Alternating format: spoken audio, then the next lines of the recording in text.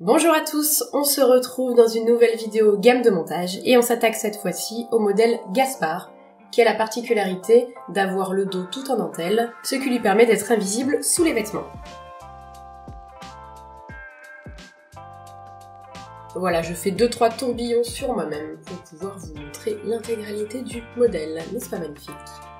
Allez, on commence par les assemblages et pour cela je prends mon devant ainsi que ma patte en tissu. Dans ce modèle, j'ai voulu vous montrer que quand on utilise un jersey, vous pouvez utiliser la doublure et la patte tissu, donc la partie intérieure et extérieure dans le même tissu. C'est pourquoi vous verrez que mes deux pattes sont exactement dans le même coloris. Pour différencier ensuite mon endroit et mon envers, je placerai une épingle sur l'endroit de mon devant pour pouvoir repérer à chaque fois que je suis bien sur mon endroit. Donc je place en premier ma patte tissu, donc celle qui sera à l'extérieur endroit contre endroit avec le devant. Je commence toujours par les extrémités. Pour le moment je ne fais qu'assembler. Et ensuite je retourne le modèle pour être du coup sur mon envers et j'ajoute la deuxième patte qui, si vous le souhaitez, peut être du même coloris ou alors d'un coloris neutre. Souvent j'utilise du blanc ou du noir ou je recycle des t-shirts que j'ai à la maison. Ça me permet d'éviter d'acheter du jersey exprès pour ça. De nouveau, je récupère mes épingles, j'épingle les 3 épaisseurs en commençant toujours par les extrémités, puis une au milieu. Je ne vais pas surjeter tout de suite, je vais d'abord tout préparer et ensuite je passe au surjet. Pour ça, j'attrape mon dos en dentelle, je fais bien attention à mettre mes 2 épaisseurs endroit contre endroit et le plus important, c'est déjà de repérer les différents endroits sur votre patron, c'est pas toujours très évident.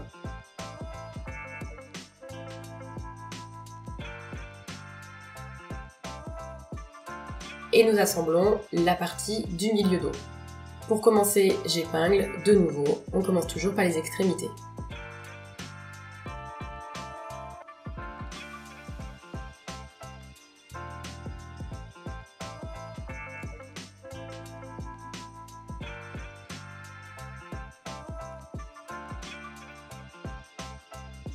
On se retrouve sur la surjeteuse et cette fois-ci, j'assemble au surjet. Vous pouvez le faire aussi au zigzag. Je rappelle, au zigzag, vous faites un zigzag à 5 mm qui est votre valeur de couture, puis un zigzag bien au bord. Et là, la surjeteuse, j'en profite pour tout faire d'un coup, ça va beaucoup plus vite.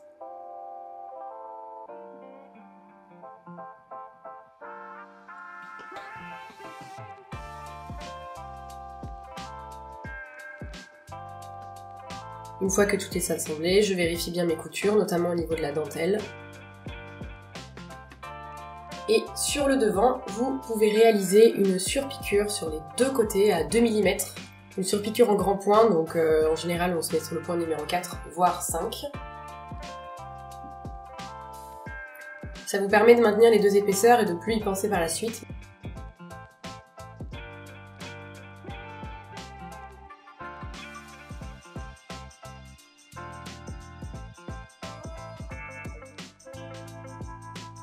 Et vous voyez, j'ai mis une épingle sur mon milieu devant pour bien marquer mon endroit. Ça me permettra de m'y référer tout au long de la couture. Ensuite, j'attrape mon dos et je place endroit contre endroit les côtés. Alors, le modèle Gaspard, c'est un peu comme le modèle Guillemette, il y a une particularité. Lorsque vous assemblez, il est normal que vous ayez la partie en jersey, donc le devant, qui soit plus longue de 5 mm. Si, au moment de la coupe, vous avez coupé quelques millimètres et que c'est pas tout à fait égal, je vous invite à tirer légèrement comme je suis en train de le faire sur le tissu pour bien laisser dépasser les 5 mm.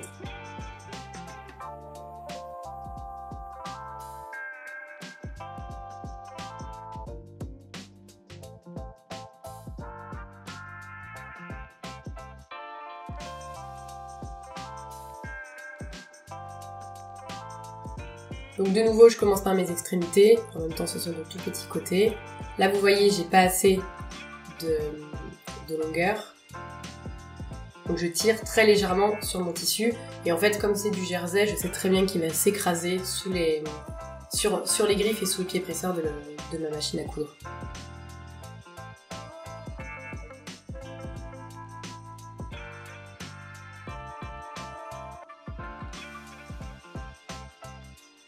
Ensuite, je place endroit contre endroit mon entrejambe. Donc pour être sûr de ne pas vous tromper, ce que je vous conseille, c'est de matérialiser le milieu dos de votre patte en jersey pour bien vous aligner sur votre couture du milieu dos dentelle. Pour ça, vous pouvez plier en deux la largeur de votre patte, faire un tout petit cran avec la pointe de vos ciseaux et ensuite bien vous positionner. Ça vous permettra d'être certain d'avoir les 5 mm qui dépassent aussi de chaque côté. Et alors pourquoi on laisse 5 mm dépasser de chaque côté? Simplement parce que là vous avez une valeur de couture qui est la valeur de couture de l'élastique. Lorsque vous posez l'élastique, vous le posez sur l'endroit à 5 mm du bord et ensuite vous le retournez. Or sur la dentelle, comme il n'y a pas d'élastique, vous n'avez pas besoin d'avoir cette valeur de couture. Donc c'est comme si vous aviez deux pièces qui s'assemblaient, l'une avec valeur de couture, l'autre non.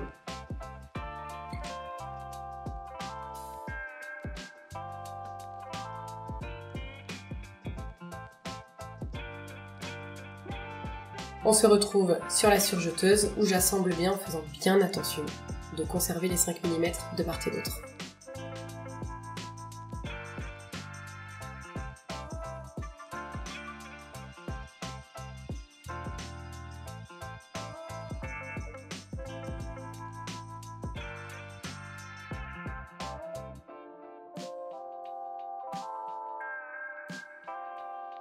Allez, on passe aux élastiques. Vous voyez, le modèle Gaspard est très rapide. On arrive très facilement à la partie la plus difficile qui est les élastiques.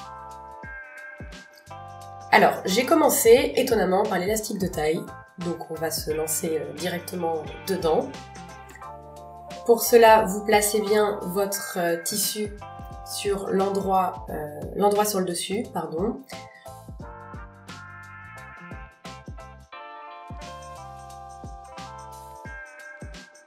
Vous posez votre élastique dessus et vous commencez à surjeter les épaisseurs entre elles.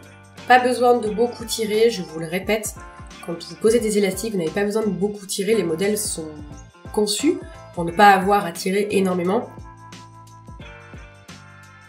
Exercez-vous avec le tissu que vous avez à disposition ainsi que vos élastiques, ce sera beaucoup plus simple pour vous par la suite et vous aurez moins peur de louper votre modèle. Donnez-vous aussi un repère sur votre machine à coudre pour toujours tirer de la même manière. Surtout, ne coupez pas votre élastique à l'avance. Ayez 5 mètres d'élastique avec vous et posez-le au fur et à mesure, vous couperez tout à la fin.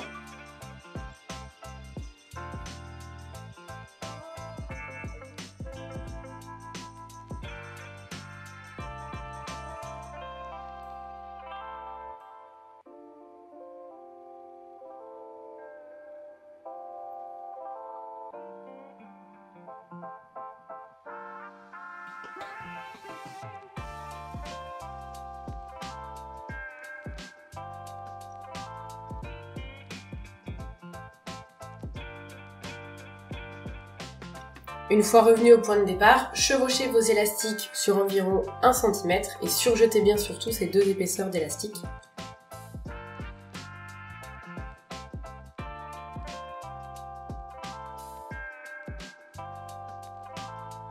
Une fois que toutes vos épaisseurs sont bien prises, soulevez le pied presseur, pivotez légèrement à 90 degrés pour sortir le modèle du pied presseur et surjeter dans le vide.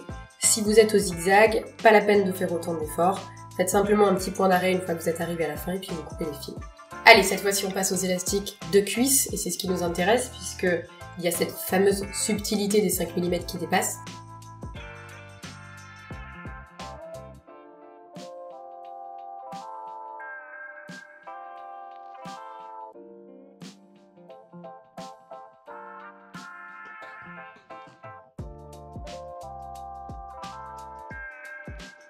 Vous pouvez maintenir avec une épingle ou alors moi je la retire au dernier moment, mais vous pouvez bien plier les dents de votre dentelle sur elle-même pour être sûr que ça ne vous gêne pas. Et ensuite, endroit contre endroit, posez votre élastique.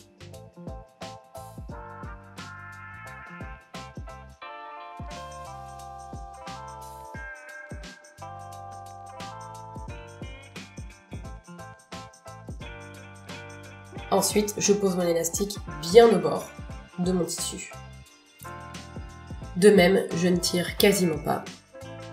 Donnez-vous de nouveau un repère si vous utilisez un autre élastique comme moi. Vos repères peuvent varier, c'est normal puisque chaque élastique a sa propre élasticité et chaque tissu réagit différemment avec chaque élastique. D'où l'idée de faire des tests justement. Je vous dis pas ça par hasard, c'est parce que vous êtes obligé de passer par là si vous voulez avoir une pose d'élastique qui est à la fois naturelle et facile pour vous et à la fin qui vous donne le résultat espéré. Voilà, quand je finis, je plie souvent ma dentelle, je mets pas d'épingle, mais là je vous l'ai mis vraiment pour que vous puissiez vous rendre compte de ce que ça donne. Mais j'aime pas parce que des fois ça se prend dans le pied presseur et ça vous amène à faire des erreurs.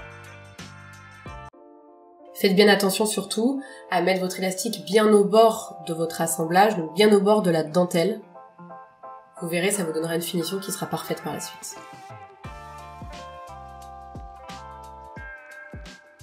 Voilà, une fois que votre valeur de couture est bien prise, vous pouvez dégager le tissu pour être sûr qu'il ne soit pas assemblé, et puis surjeter le reste de l'élastique ou assembler le reste de l'élastique sur la machine à coudre en point zigzag.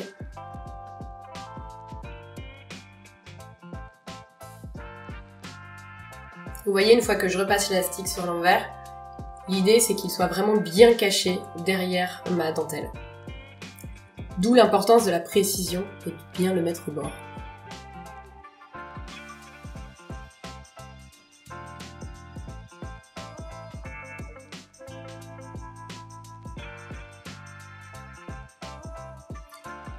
Voilà, donc faites pas comme je suis en train de faire sur la vidéo, je trouve que ça faisait beaucoup trop d'épaisseur quand j'ai rabattu ensuite au zigzag, donc finalement laissez plutôt la valeur de couture sur la dentelle. Après vous faites comme vous voulez en fonction des matières que vous avez, mais si elles sont plutôt épaisses, je vous conseille de les mettre sur la dentelle. C'est moins joli, mais finalement c'est une zone qu'on voit jamais quand vous portez, donc c'est pas gênant.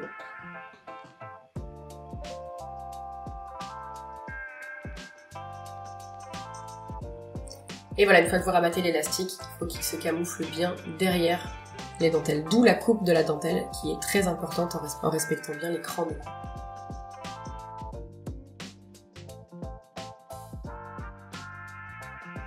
Allez, on rabat l'élastique sur la machine à coudre en point zigzag.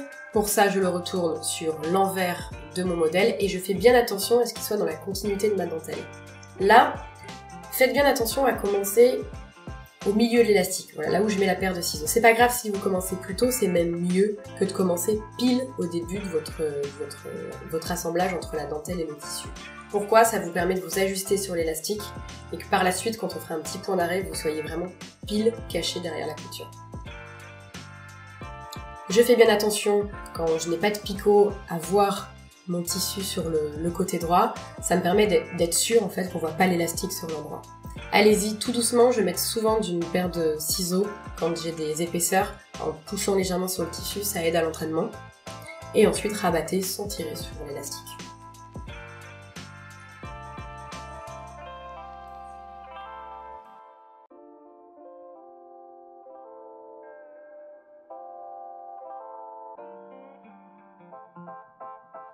Voilà, je vous le rappelle, mais c'est des petites astuces qu'on ne peut pas écrire dans les livrets. Lorsque vous avez des épaisseurs, utilisez une petite paire de ciseaux et poussez très légèrement. Ça vous aidera en fait à passer cette épaisseur. Et en plus, ça évite d'avoir un point zigzag qui fait du surplace. Donc là, vous voyez, j'ai un petit peu de mal. J'ai eu beaucoup d'épaisseur et je me suis rendu compte que c'était une très mauvaise idée de plier la valeur de couture sur ma patte.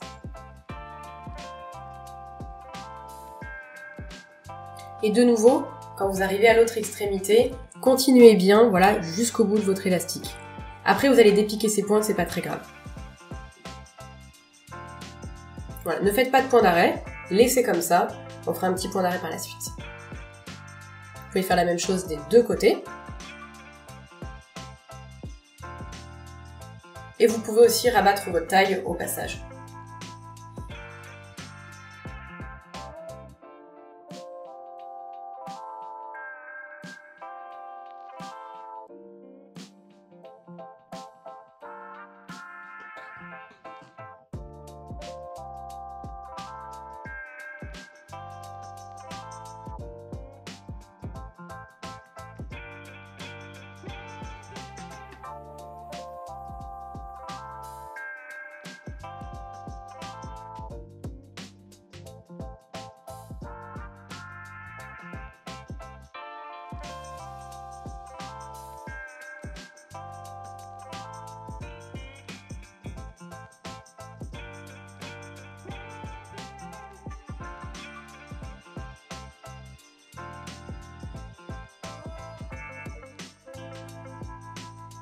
Allez, on s'occupe de la finition et vous verrez ensuite c'est terminé. Gaspard, c'est vraiment un modèle très très rapide.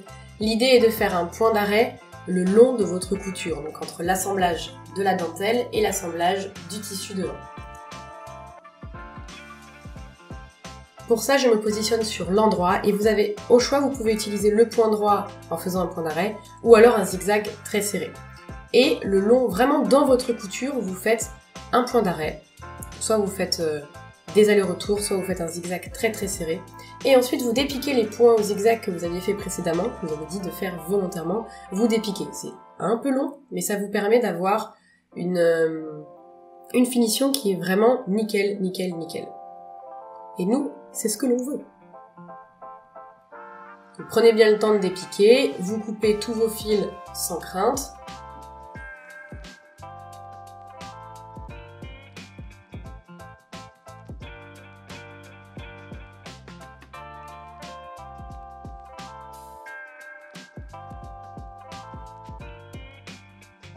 Une fois que c'est propre, coupez au ras de votre point d'arrêt, voilà, coupez votre élastique, le surjet, etc. pour que ce soit bien propre et que ça s'effiloche pas. Vous faites la même chose sur vos 4 extrémités.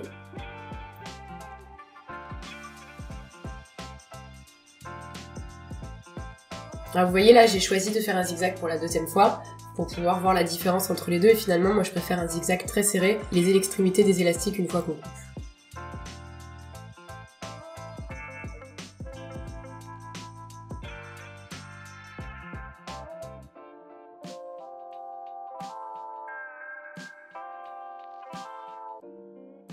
Voilà, je dégarnis, je coupe, je coupe, je coupe. C'est presque la partie la plus longue et la plus pénible, mais à la fin, ça vous donne une finition tellement propre que c'est un vrai plaisir. Alors, si jamais vous voulez revoir les finitions, la pose de l'élastique, etc. Sachez que je fais des petites vidéos astuces que je sors une fois toutes les 2 semaines et j'ai fait un focus sur la finition Gaspard. Vous n'allez pas apprendre grand chose de plus, mais si vous voulez simplement revoir cette partie et non pas tout le montage de Gaspard, vous pouvez vous y référer. C'est exactement la même chose aussi si vous avez envie de monter la culotte guillemette. C'est exactement le même montage, il y a juste quelques étapes en plus. Et voilà, vous voyez, c'est vraiment tout propre. Et c'est pas si compliqué en réalité. Gaspard est un des modèles les plus rapides à faire et en plus c'est le modèle que je porte le plus souvent parce qu'il est vraiment invisible sur les fesses. Alors pour votre point de batik vous aviez fait en 3e étape, eh bien s'il se voit pas ou s'il ne vous gêne pas vous le laissez, sinon tirez légèrement sur les fils, enfin sur le modèle et vous allez sentir que ça craque, ensuite vous pourrez retirer les fils qui dépassent et vous le laissez à l'intérieur de l'élastique sans problème. N'hésitez pas à vous abonner si vous voulez voir toutes les gammes de montage que je sors au fur et à mesure, ainsi que les vidéos astuces qui sortent tous les lundis, toutes les 2 semaines. Je vous souhaite une excellente journée et je vous dis à la prochaine.